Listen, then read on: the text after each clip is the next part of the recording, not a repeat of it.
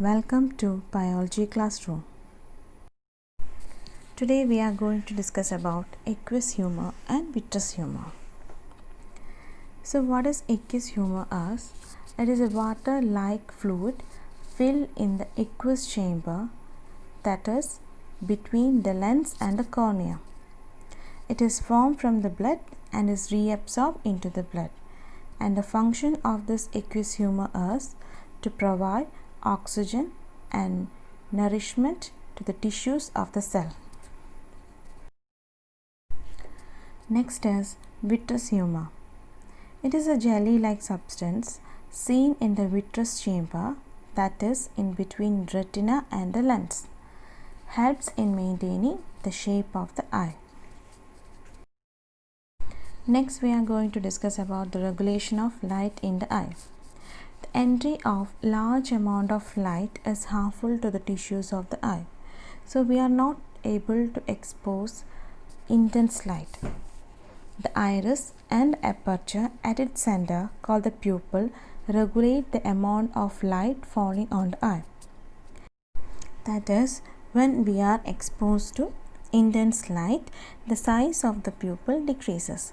This is to block the maximum entry of light into the eye. So when maximum amount of light enters into the eye, it causes damage to the retina because the light is high intensity light. So at the same time, when we are exposed to dim light, the size of the pupil increases.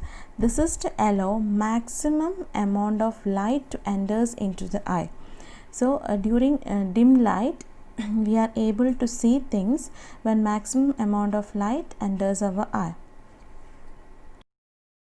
Here is an experiment to show the regulation of pupil when we are exposed to high intensity or bright light and dim light.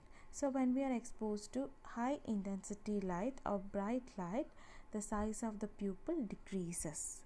And when we are exposed to dim light, the size of the pupil increases to allow maximum entry of light into the eye. And how is it possible? It is because of the action of circular muscles and radial muscles of our eye. When the radial muscles contract in dim light, the size of the pupil increases.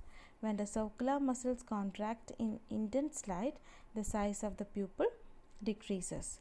Thus, the amount of light falling on the lens is regulated according to the intensity of light. Next, let us check out how an object gets focused on the retina.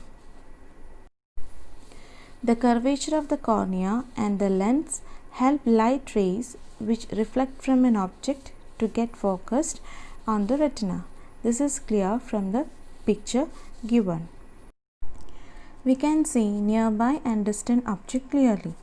This is because the focal length of the lens can be adjusted according to the distance of the object.